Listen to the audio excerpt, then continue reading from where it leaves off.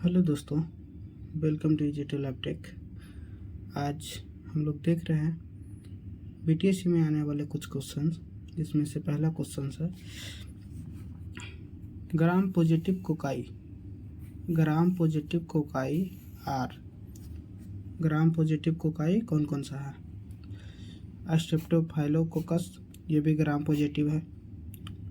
Streptococcus, ये भी ग्राम positive cocci है।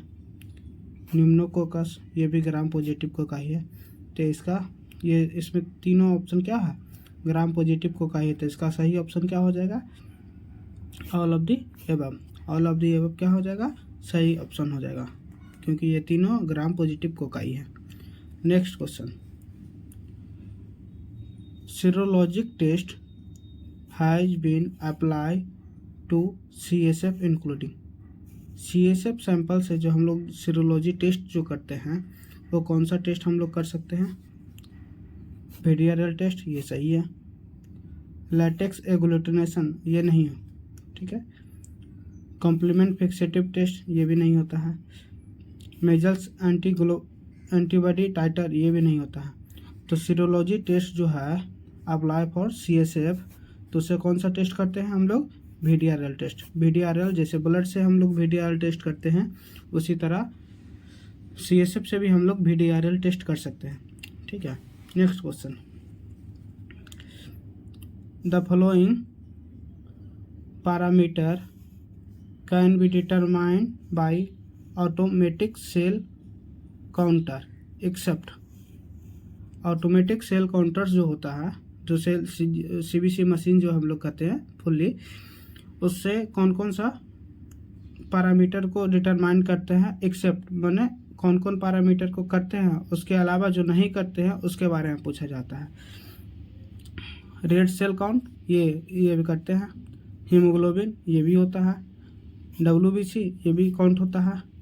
यूरेथ्रोसाइटिक सेडिमेंटेशन रेट, ये ESR।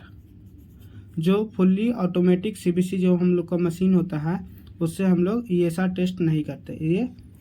ये सही ऑप्शन हो जाएगा, क्योंकि यहाँ एक्सेप्ट पूछ रहा है, मतलब ये नहीं होगा और सारा टेस्ट होगा। सारा वर्क करता है CBC ऑटोमेटिक सेल काउंटर पे, बट एक्सेप्ट ESR नहीं होता है। तो ये सही ऑप्शन क्या हो जाएगा? ESR हो जाएगा।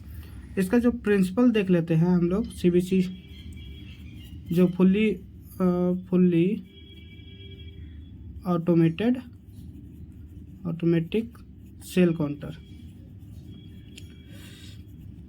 वो तीन गो पे काम करता है। तीन प्रिंसिपल पे कौन कौन से प्रिंसिपल पे कौन काम करता है? 3 प्रिंसिपल पे काम करता है। पहला इलेक्ट्रिकल इम्पीडेंस, दूसरा फ्लो साइटोमेट्री,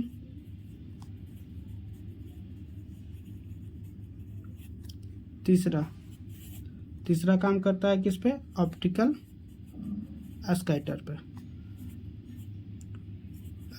पे।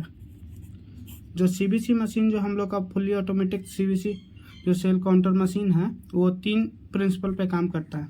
इलेक्ट्रिकल इम्पीडेंस पे, दूसरा फ्लो साइटोमेट्री पे, और तीसरा ऑप्टिकल स्कैटर पे। ये तीनों प्रिंसिपल पे CBC मशीन जो हम लोग का जो काम करता है ऑटोमेटिक सेल काउंटर, वो ये तीनों प्रिंसिपल पे काम करता है। Next question, the pH of solution is determined by. जो pH ऑफ सॉल्यूशन जो होता है, वो डिटरमाइंड किस पे करता है? कंसंट्रेशन ऑफ साल्ट पे नहीं। Relative concentration of acid and base, ये सही ऑप्शन है। By electric constant of media, नहीं। इन्वायरमेंटल फैक्टर पे नहीं करता। तो इसका सही ऑप्शन क्या हो जाएगा? Relative concentration of acid and base पे। एसिड में होता है H+ कंसंट्रेशन और बेसिक में होता है H- कंसंट्रेशन, ठीक है। तो इसमें सही ऑप्शन क्या हो जाएगा? B option. Next question, which of the following is cryoprotective agent prevent damage of cell membrane and preserve the red cell in the frozen state for year। फिर से क्वेश्चन पढ़ेंगे। Which of the following is a cryoprotective. Cryoprotective मतलब हो गया कि -degree में जब हम उसको जैसे 10 डिग्री से नीचे हम लोग जब स्टोर उसको करते हैं, या -डिग्री में हम लोग उसको स्टोर करते हैं, उसे क्रायोप्रोटेक्टिव एजेंट जो होता है, एजेंट है जो preventing damage of the cell membrane. जो सेल मेम्ब्रेन होता है उसे डैमेज होने से बचाता है, and preserve the red blood cell. जो रेड ब्लड सेल है उसके सेल को डैमेज होने से बचाता है in the frozen state. Frozen state मतलब फ्रोजन कितना होता है, -20 to -30 डिग्री सेल्सियस, ठीक है। फॉर ईयर, ठीक, फॉर ईयर। लिक्विड पैराफिन जो हिस्टोपैथोलॉजी में हम लोग यूज करते हैं, हिस्टोपैथोलॉजी में ब्लॉक बनाने के लिए, क्या चीज़ बनाने के लिए, ब्लॉक बनाने के लिए हम लोग जो यूज करते हैं वहाँ लिक्विड पैराफिन होता है। ग्लिसरॉल, ये इसको देखते हैं, ठीक है। एसीडी क्या होता है, एसीडी एक तरह का एंटीकोगुलेंट है जो ब्लड बैंक में ही हम लोग यूज करते थे।